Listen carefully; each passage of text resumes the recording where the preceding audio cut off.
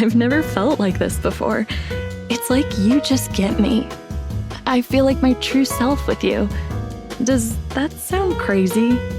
And it doesn't hurt that you're gorgeous. Okay, that's it. I'm taking you home with me. I mean, you can't find shoes this good just anywhere. Find a shoe for every you from brands you love, like Birkenstock, Nike, Adidas, and more at your DSW store or dsw.com. Why choose a Sleep Number smart bed? Can I make my site softer? Can I make my site firmer? Can we sleep cooler? Sleep Number does that. Cools up to 8 times faster and lets you choose your ideal comfort on either side. Your Sleep Number setting. Enjoy personalized comfort for better sleep night after night. It's our Black Friday sale. Recharge this season with a bundle of cozy, soothing comfort. Now only $17.99 for our C2 mattress and base, plus free premium delivery. Prices higher in Alaska and Hawaii. Check it out at a Sleep Number store or sleepnumber.com today. From the All Indiana Podcast Network, it's Diversity Focus Today, a weekly discussion bringing awareness to cultural diversity in greater Indianapolis and surrounding areas. Now, here's your host, Rickie Solid Gold Clark. Hey everybody, welcome once again to another edition of Diversity Focus Today. I'm your host, Rickie Solid Gold Clark, and we have our team with us, at least part of our team this morning. We got the talented Michael Murray, attorney at law. And then we've got our backup educator, Sheryl Wise. Hello, good morning. And of course, Dr. T is on assignment today. She's got to teach some classes, she tells me. So she's teaching today. And of course, Brian is doing his thing like he always does, producing programs at this particular time. So the team is here. Most of the team members are here. Part of the team members are here. So we're going to continue on. Now, last show that we had, the last two shows, we had Robin Shackelford here, who is a House of Representative member. And we're going to try to get her back because we had an awful lot of comments and questions about the redistricting and, of course, about insurance and the prices going up and so on, what have you. So we're going to do what we can on this show, and then Robin's going to come back in a couple of weeks and answer your questions and talk more about what's going on. The holidays are here, and that means it's the most wonderful time of the year to save with Rakuten. Use Rakuten to stack cash back at your favorite stores on top of holiday sales. That's savings on savings. With Rakuten, you get cash back on gifts for everyone on your list. From toys for the kids, to kitchen gear for the person who loves to cook, to electronics for everyone. You can even save on something for yourself. Just shop the stores you love and cash back is automatically added to your account. And you can get paid with gift cards, PayPal, or check. Or eligible American Express card members can even choose to earn membership rewards points instead of cash back. It's truly a no-brainer. Join for free today and get a new member bonus after minimum qualifying purchases. Just go to Rakuten.com, download the app, or install the browser extension. That's RAKUTEN. Terms and conditions apply. Here in the state of Indiana. But anyhow, there are so many things. They're still talking about redistricting. So the governor had said one date, and all of a sudden they got moved to another date. So it's December 1st through December 12th, I think, is the session. Okay. But there's still a lot of Republican senators, state senators, that are unsure, that really do not want to mess with it. Now, to give you some insight for those of you that don't know, the state of Indiana has 9 congressional districts. 7 are Republican districts, okay? They're held by Republican legislators. And the Democrats in the state of Indiana only have 2. And for some reason, well, we know what the reason is. Donald Trump wants to get rid of the Democrats here in the state of Indiana like he's trying to do in other states. That's part of that Plan 2025, that national plan that he claimed to know nothing about. Oh, yeah, right.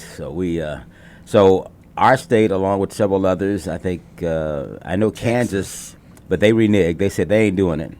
Of course, Texas, with Greg Abbott, and he's going to follow Trump forever and a day. Missouri, I think, also is planning a switch or did switch. And there's been I think there's 3, maybe others, total of 5. We know or 6. California approved that Proposition 50 for redistricting too, but that's on the Democratic on the Democratic side. Yeah. And of course we know Illinois is, in fact, the Illinois governor has said, since Indiana is pushing so hard and has been trying to take part of Illinois' property, he said, what I may do is flip it and try to get Indiana's property, and we're a lot stronger, and we can get it if we want it, which would really backfire on what Governor Braun is trying to do and what the Republicans are trying to do. So it's a tug of war right now, Mike. Yeah, absolutely. I'm not quite sure how one state has the cojones, if you will, to say, hey, we just want those parts of your state to be part of ours. Yeah, I've never heard of such a thing. You're right. I don't know whether they could do that or not. I think it'd be a long battle, and certainly the governor of Illinois said, that ain't going to happen. If anything, we'll come and take your property, parts of your state, and bring them over to us. So who knows, everybody? The saga continues. This is like a political soap opera. Yeah, to say the least. Donald Trump has a reputation for instilling and kind of thriving on chaos, and certainly since he's come to the national scene, we've seen a lot of that, just chaos. Oh, man, it is. And that's where we are right now. It is unreal, but we constantly talk about this on our show and push. You've got to vote. Now, the midterms are coming up in 2026, and we're very close to 2026 right now. So you got to make sure that you register to vote. Now, you might say, I'm already registered, but because of the shenanigans that the Republican Party is doing, they are doing their very best to quietly remove your name from the list. So everyone needs to periodically check and make sure you're still affirmatively check, yes, registered, because there's some dirty tricks going on, and you need to be aware of them, because I don't want you going to vote in the primaries or in the general election and all of a sudden your name has been removed. It's like, wait a minute, I voted in all the elections. The last election, how could my name be removed? And then they would have to give you a provisional ballot. And I'm not sure if those ever get counted. Right. So. Right. And I tell you, there's a case pending at the Supreme Court now where they're trying to have the court invalidate the counting of any votes that come after Election Day, even if they were mailed before Election Day. If they arrive after Election Day at the voting place. So it could be in the building somewhere, but if the people do not get it before 6 p.m. on Election Day, they don't want them to count. So there are a lot of shenanigans, as my daughter used to say, going on about how to keep people from voting. Yeah. Well, that's why you got to stay on top of everything. Everyone has to stay on top of what's going on, because this is brand spanking new. Yeah. What he's trying to do, whether it's the elections or holding back funds for the SNAP program or the WIC program. I mean, you got families that rely on that SNAP program to feed their families. And so for you to hold back monies that are due the people, Congress voted all that stuff in. This is not you can't do, well, he can, but he really can't, I don't think. Well, two courts have ordered him to make those payments. And he has gone to court, filed appeals in order to not give people the benefits that they're entitled to. Yeah, that's in order crazy. to not help people. Yes. Particularly as the weather changes and it's getting cold and we're going into holidays and people need food, and he's gone to court to fight for the right to not help people. Yeah, and that's who does that? Who does that? Him. He's quite okay with holding people's hunger and health. Yeah. And the balance in a political tussle just to get his way. Well, we got to stay on top of this. I mean, Sheryl, you were in the school system, and I can't remember which of the program it is where the kids get fed breakfast at school because, of their condition or what's happening in their household, their families, and of course I know they get fed lunch. Is that the WIC program, or is that? I know the WIC program does provide for that, but I'm telling you, that is often the only meal some of those kids get. Exactly, That's a breakfast only meal. or lunch, or both, breakfast and lunch at school. And at that age, anyway, that age in particular, kids' minds are very formative. They need the nutrition in order to learn, to grow, to be healthy, and that's what we want as an adult contributing working society. We need people to be able to do that. And if they are not nourished when they are young, you're not going to have healthy contributing adults when they grow. Exactly. Sheryl, you've been in the school system, so I know you've seen that and been a part of providing the meals for the students in the schools that you have worked in.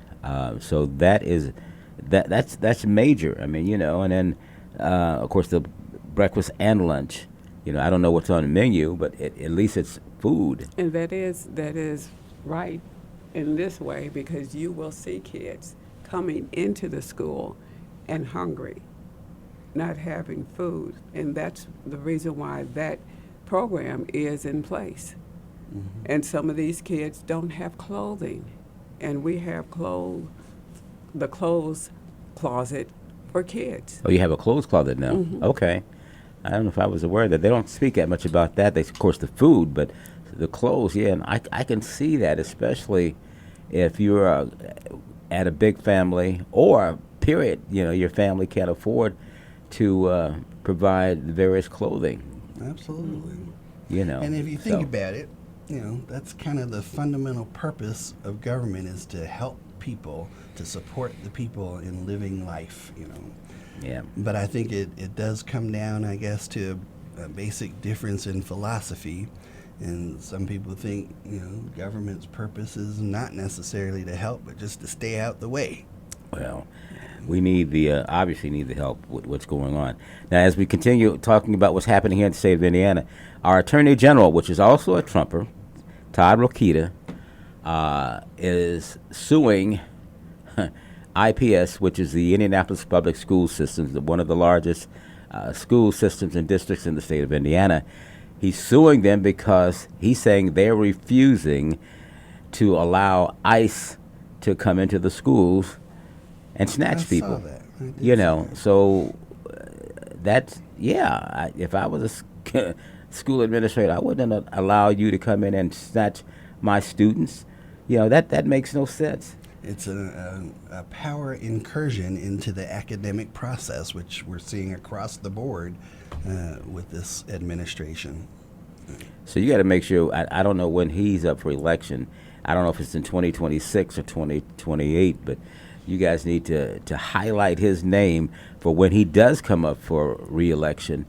You don't want him back in the office because he's been a pain not only for the students and their families, but he went up against one of the major hospital, a doctor, because she did an abortion for I think an 8-year-old or 10-year-old that had been raped, and he said, "Well, and came here." Yeah, and so of course, I think the hospital ended up winning, and the state. The license bureau that he is under went after him because of what he went on Fox Network, and all that is supposed to be private, and he just opened the floodgates on that. The state he got in trouble. He might be still in trouble on that. I'm not sure. I had to go back and read and see where that is.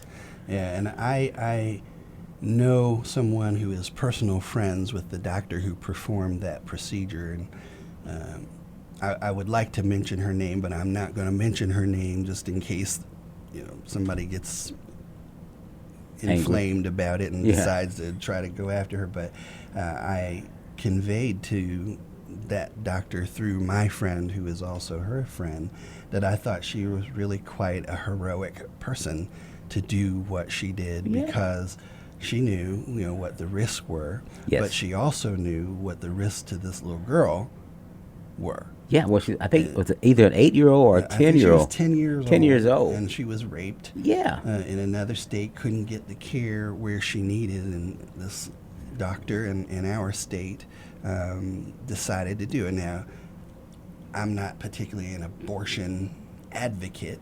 I think people need to be able to make their own decisions and consult with their God and the people that they need to bring into their decision making. But I don't think that that's a place for legislators and politicians to be intruding into a woman's decision on that. Woman, she's a girl, a 10-year-old girl. So the right. parents, and even in that situation, would have to make that decision and say, look, I would not have. What you have a legislator tell me, well, you can't have your daughter can't have. Oh, the heck with you. Yeah. So anyhow, sorry, my street came out that time. Yeah, that's a major decision. Yeah, major decision. That's a kid. Yeah. Kid. And I think for anybody in making that decision, I'm not convinced that anybody wants to. They feel like they have to. Yeah. For whatever their compelling reasons are, but I don't imagine that anybody takes joy in having that procedure done. And so when they have to do it, it's very personal and very, very serious and very stressful on them to have to make that decision. I just can't imagine having somebody else then come in and say, well, let me tell you what you're going to do. So we there's several folks that you got to keep your eye on. Certainly, the Governor Braun, Mike Braun, and not he's a Trumper, and he flip-flop. He came in campaigning. I'm going to lower taxes, and I'm going to do this and do that, and property taxes, and he has not done zilch on that. But anything that Donald Trump wants, he's a trooper. We're going to do this because the president wants this done. Same thing with our Attorney General, Todd Rickie, our Lieutenant Governor, who supposedly is a minister. That's his trade, but I'm not sure. He's supposed to be a pastor, but some of his comments and his thought pattern that he's been discussing doesn't in line with with the ministry that I'm aware of. So, and then of course our Secretary of State, he's a criminal. We got to state that's just an opinion, right? That's just an opinion, yeah. He's not been convicted of anything as far as I'm aware of. I just want the audience to be clear and to what we've got going here in the state of Indiana. And so we certainly need prayer because our leaders, local leaders as far as statewide, we've got some issues that we'll have to address at the election time. So just keep an eye on that. Like I said, I don't want you have to go. It's the election time, and you're ready to go vote, and all of a sudden your name has been removed, and you had no idea. Well, why has this been removed? Because you may have been voting Democrat or Independent from the last few elections, because they can check and see. And the Republicans don't want that. They want to stay in power. Yeah. And so, I got my hair cut yesterday, and very lovely young lady doing my hair, she told me that her daughter, who lives in another state, is very into politics and the current issues and voting and all of that. Okay. And she herself is not. She's probably a little younger than I am, so she's maybe in her late 40s, early 50s. Okay. And she says she's not into it. I said, really? I said, but that's a fundamental right that every American has, to be able to vote and participate in the governance on your own life. And she said, yeah, but my vote doesn't really matter. I hate when people say that. I do too. Uh-oh. I said, well, it certainly doesn't matter if you don't vote. Exactly. If you don't vote, you don't have a right to complain about anything, yet all of this affects you. Yes. Everything that happens in Washington has an impact on you in your home township. it's all politics is local, and it does affect people. And I was just appalled. I'm pretty sure my jaw hit the floor when she said it. But I was like, okay, how can I convince you? And so I spent the rest of the time trying to talk to her about, well, you really need to get out there. Maybe your one single vote isn't going to change the tide of anything. But when you combine your one single vote with the one single vote of 40,000 other people, it makes a difference. It does. And it does make a difference. Look at your history. Yeah. History. People die to give us an opportunity to go vote. Yeah, especially for minorities in this country, especially. But even for non-minorities in this country, people died in order to make you free enough to have a say. I mean, we just celebrated Veterans Day yesterday. Those people died in order to, well, some of them, I'm a veteran, I didn't die, but some of our veterans paid the ultimate price to make sure that American ideals of freedom and justice and democracy could survive in this world. The world is a hostile place for democracy. And it just galls me that people don't want to participate. I had this conversation with my kids, primarily my son, as they were becoming of voting age back in the day. And he kind of said, the same thing, it doesn't really make a difference. And for him, I said exactly what you said, Sheryl. People died to give you the right to go and vote. Exactly. And let me give this description. They got hung with rope. They got set on fire while they were alive. Yeah. Those kinds of things. No. And people say, my vote don't count. Well, it won't count if you don't go vote. Absolutely. For sure it won't count. You got me worked up there. It's so critical. Yeah. It's so critical. And you can't really know the value of it unless you go vote. Well, I mean, the history is there, even though this administration is doing their very best to change history. But we've got to counter that and at least be aware of what they're doing. I mean, we know what's going on. Listen and read. Listen and read. So we got to continue on in that circle.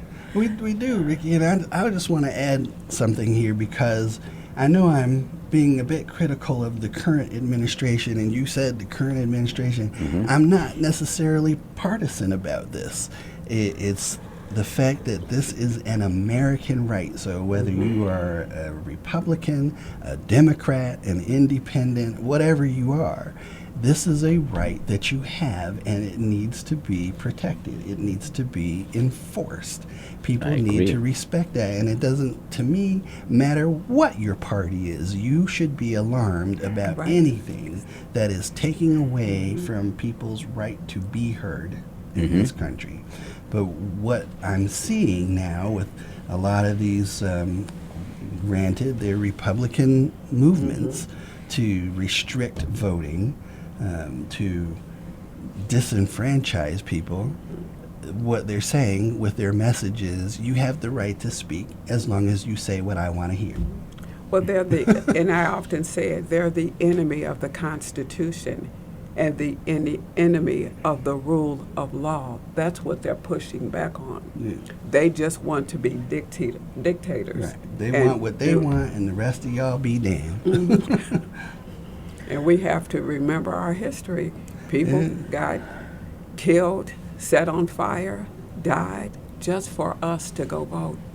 To have that opportunity to vote. Opportunity. And a lot of this, boils down to religious lines, and I've never quite understood that, why it is that somehow people who are considered to be religious, God-fearing or whatever, vote conservative, because that's not what we're seeing. I mean, as far as I recall what the Bible says, God requires us to do justice, love one another and walk humbly with your God. Yeah. And how is what's going on doing justice? How is it doing justice to deny people the right to participate in their governance, to deny food, to deny health care to people? How is that doing justice? I don't get it. Well, you know them by the fruit they bear. Amen, sister. Amen. We going to church That's today. right. Yeah, well, we certainly need all that.